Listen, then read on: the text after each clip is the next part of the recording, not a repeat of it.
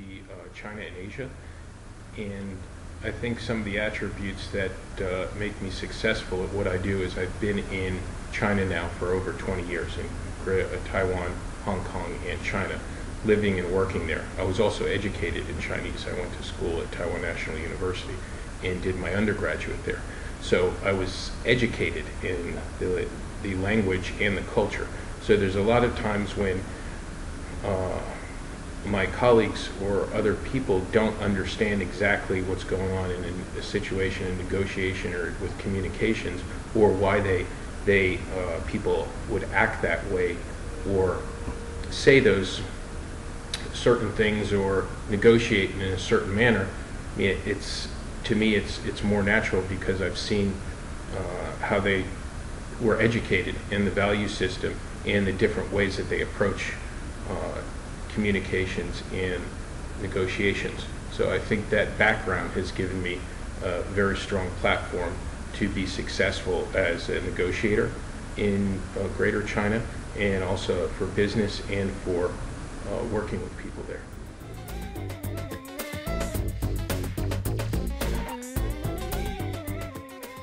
Well, thank you for saying 100%, but I don't think so. I think I'm still working on English also. But I can communicate very well in Chinese. I can read and write, and that's a product of being a student at National Taiwan University, which is one of the best schools in Taiwan. Mm-hmm. And it helps a lot. I mean, it's not only communication-wise. I mean, people understand that you've made a serious effort to learn the language and the culture, and they respect that, and they see it differently, and they know that I haven't just gotten off the boat or just arrived in China. They know that I've been there for many, many years.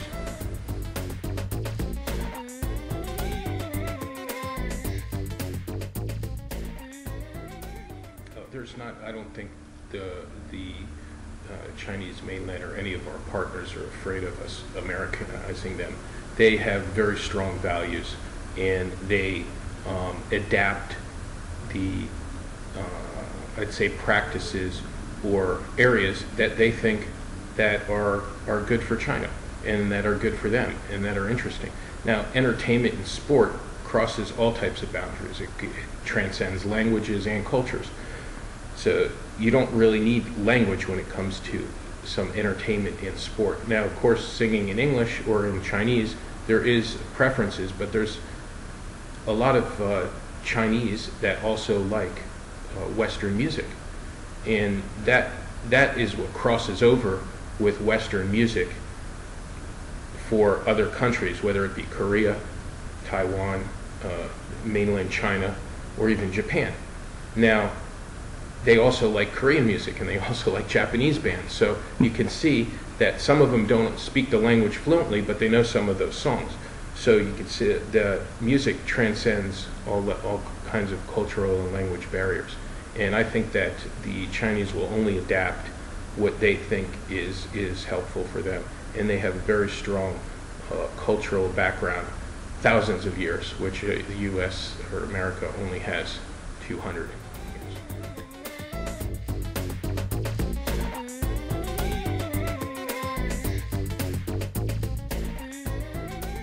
Well, there's a lot of best practices that we can bring over and implement in China. However, I think it's only about 75% that you can actually execute best practices from international best practices, that is, to local best practices.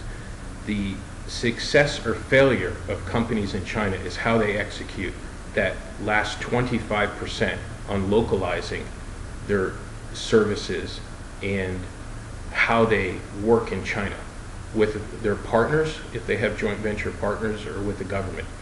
And that is the key to success or failure there.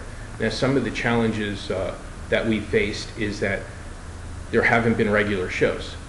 It's not something that happens all the time. There haven't been these buildings. This hardware did not exist prior. So the Ukesong basketball arena, which we refurbished and reconstructed to be a multi-purpose arena is now rebranded the MasterCard Center. On January 21st, we had the press conference, and that was rebranded the MasterCard Center. In Shanghai, we have the Mercedes-Benz Arena. That was the previous Expo Performing Arts Center that did the opening and closing ceremonies of the Expo. During that 6-month period, we had over 50,000 people through the building a day just to tour the building. So it got a lot of exposure, not only throughout China, but the world. It's now a new iconic structure in Shanghai, and that will be the hub of Asian entertainment, the Mercedes-Benz Arena. Now, from there, then we will tour throughout China, which is Beijing and other cities in China and Asia.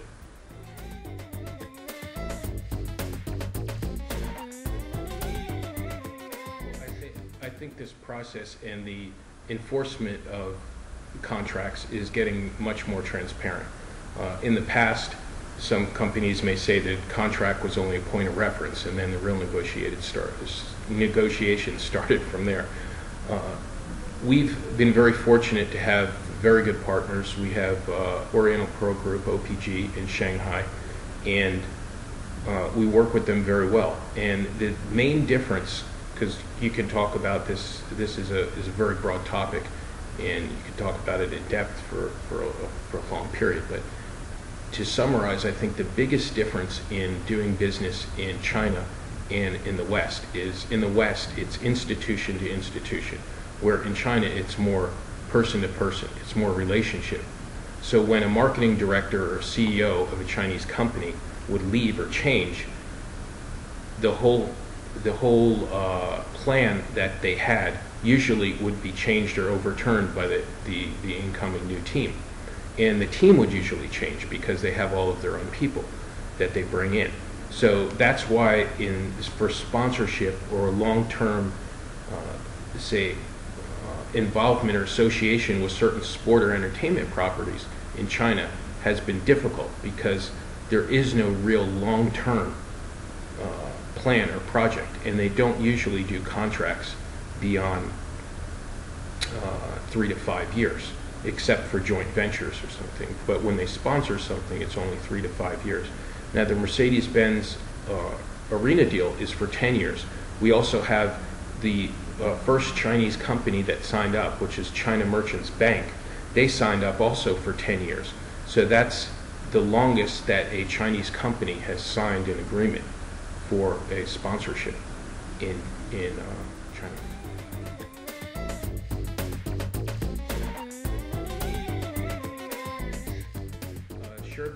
Shervin is one of the heads of global partnerships. Sam Piccioni is the head of sales in China, and Todd Goldstein is the president of global partnerships. Now, we work together very closely to provide our partners, which are usually global companies or multinational companies, a platform. They can work with us in Berlin, in London, in Shanghai, in Kansas City, and they have the peace of mind and confidence that we can deliver, and we have delivered in these controlled environments, which are arenas. And in China, it's been particularly difficult in the past because the arena was these buildings did not exist. So when you went into the state-owned buildings, firstly, they were more like gymnasiums, and secondly, they didn't understand marketing or protecting rights of different partners. So there was no exclusivity, and the experience was not what you see now, a state-of-the-art experience with soft seats, good bathrooms, concession stands, VIP amenities, VIP rooms, catering, etc. So with global partnerships, we provide a global platform for the sponsors. Now, we will also be working with Chinese companies to share with them what they can do in international markets. And the companies that work with us here in the U.S., Todd and Shervin, share with them what we're doing in Asia, specifically Beijing and Shanghai.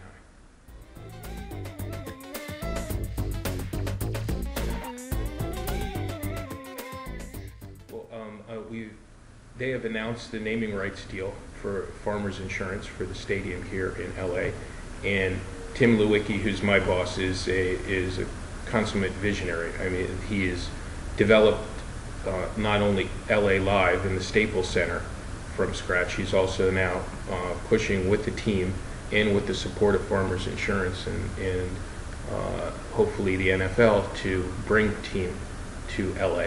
Now, we haven't gotten to the point where we're coordinating with the NFL in China yet, but I'm sure if all this moves forward, there'll be very close coordination with the NFL, Farmers Insurance, and all of our partners, and even Chinese companies to be involved with such an exciting project in downtown LA.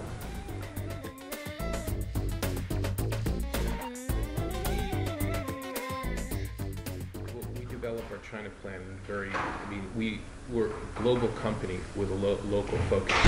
We find the best partners in each city, and we work with them to deliver the same type of experience that we do in all our venues all over the world, whether it's the Staples Center, the O2, the Mercedes-Benz Arena, or the MasterCard Center in Beijing. So now our strategy for China is developed in China through close coordination with LA headquarters and in close coordination with Todd Goldstein and Shervin from Global Partnerships.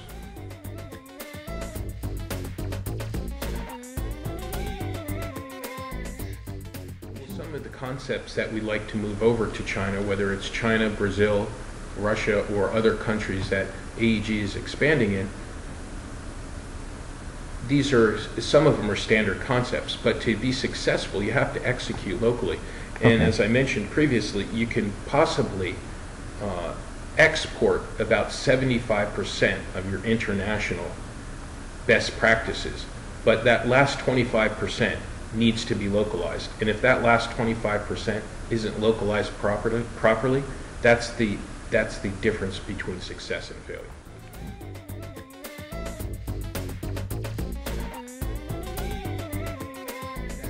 We haven't been directly involved with that, but the NBA is our partner in Shanghai.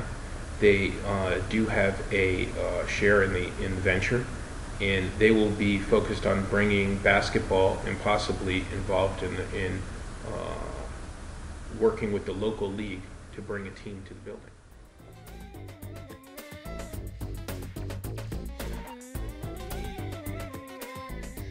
Not at the moment. As you know, Anschutz Film Group is a very large group in Regal Theaters. That's part of our group of companies. AEG is one of the Anschutz group of holding companies. Now, we're currently not doing too much. We've had a lot of inquiries, and we will be exploring that in the future in China. But currently, we're not doing anything with film or the Regal Theaters in China.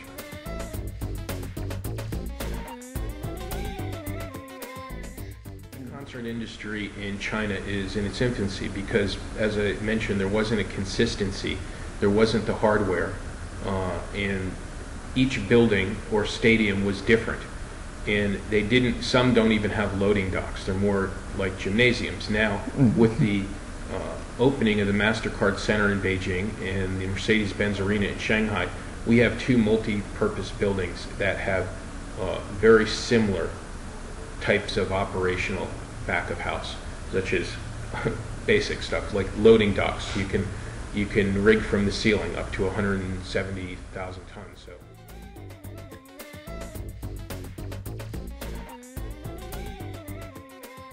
John Meglin is AEG Live, and he is in charge of tours in the U.S. and internationally.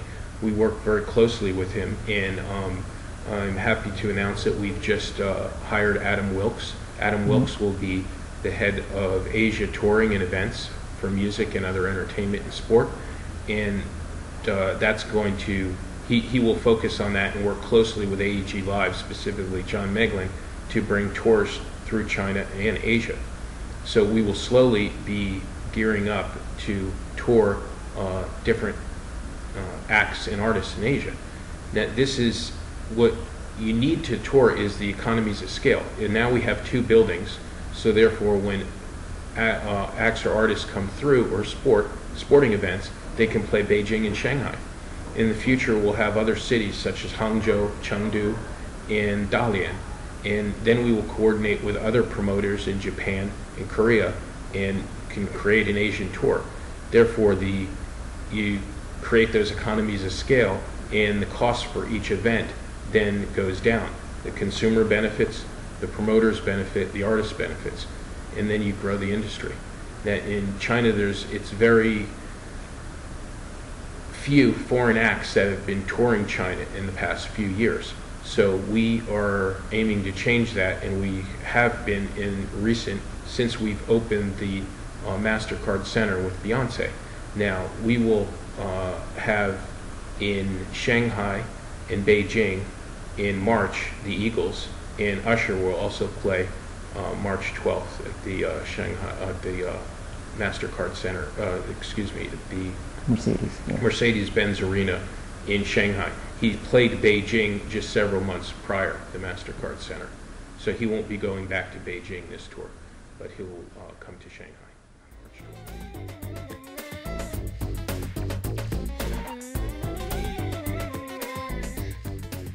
Well, I can share with you one thing about that show is that the challenges that we have with doing concerts in China, firstly, on the floor, when we started out, we only had 600 seats on the floor.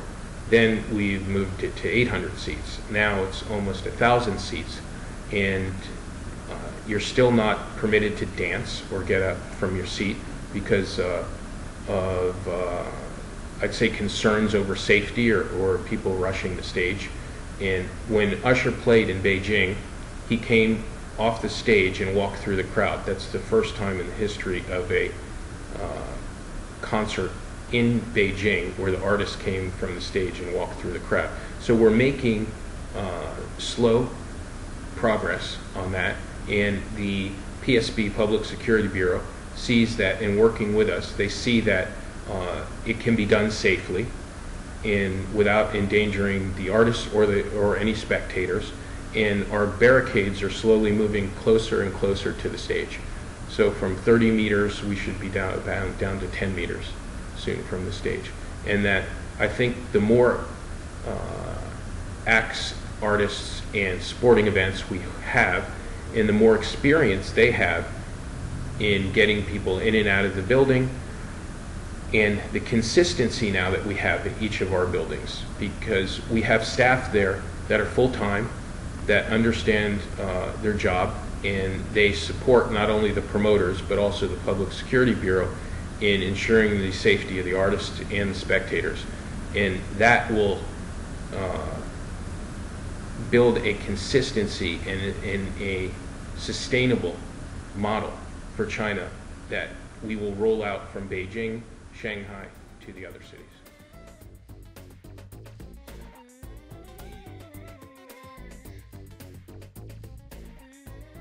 The sometimes crowd control issues or management of ingress, egress when spectators come in and out of the arena, or they didn't have the experience, and the people that worked in the state-owned venues, whether they're the gymnasiums or the stadiums, don't have the experience, nor do they really care to have the experience. But now we have trained professionals. We have our AEG international staff come over and train their local counterparts, and those local counterparts are now becoming leaders in their own right, and they will be training other local counterparts in China. So we'll roll out this sustainable model of arena management and operations throughout China and then Asia.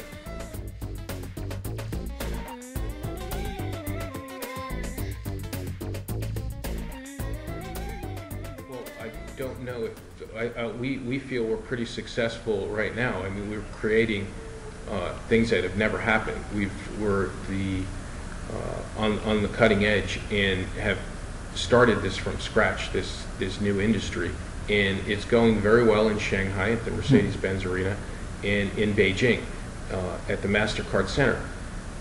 However, Correct. We're not going to have 250 or 60 events like Staples Center has right now. Staples Center has been here for 10 plus years doing this, and the industry in the U.S. is very established. So it's going to take some time.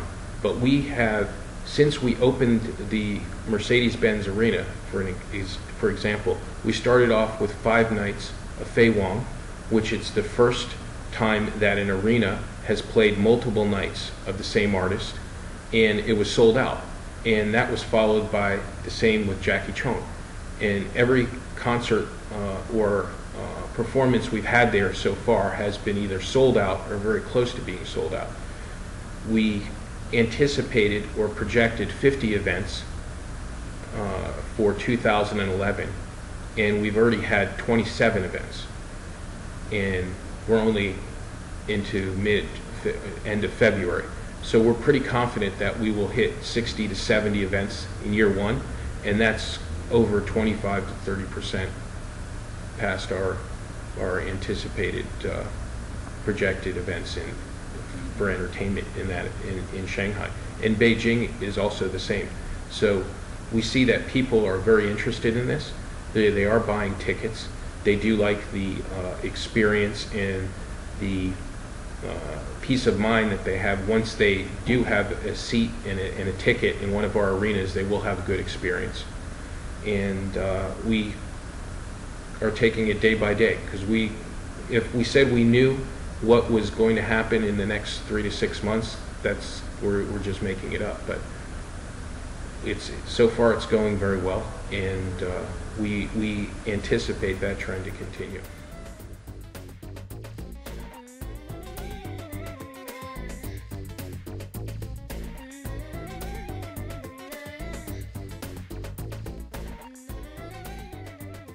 That's a very good point, and we are looking at integrating local artists with foreign artists. And in Beijing, when Usher played in Beijing at the MasterCard Center, he played with Jacky Cheung.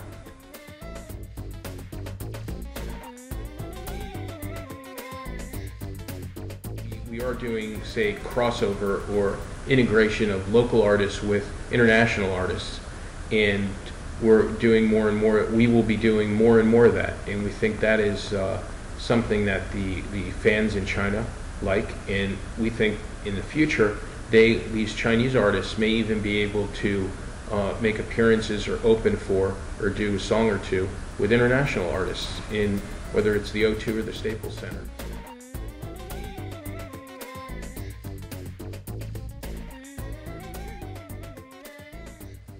I think the 3 words that would describe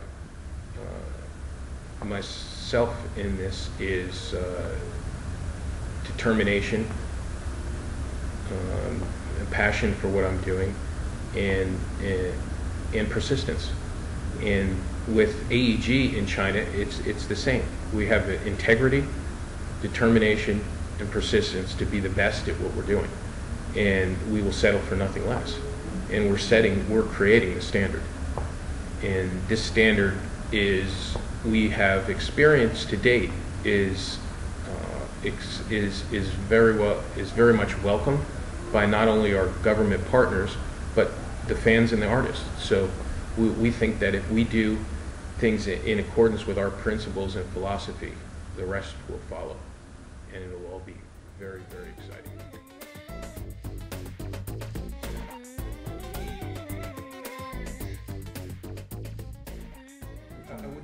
I wouldn't call them specifically American acts. I'd say they're more international acts. Whether right. It's the Korean artists, Japanese artists, UK artists, or artists from all over the world. And some bands have artists that are from all over the world that get together. So they're not necessarily American artists, but these international artists are. I think they're very interested in going to China, and they're apprehensive about it because they don't know what to expect. There has been some bad experiences in the past, and what our goal is, as I mentioned, to set a standard so when they go, they know what to expect. They understand technically, the sound, the lights, everything will be as they experience in other arenas all around the world. So that standard we're going to maintain, and also after we do several acts and artists, you'll see the credibility will build, and more will want to come through. And I think they'll find Beijing and Shanghai fascinating cities to visit, and China in general.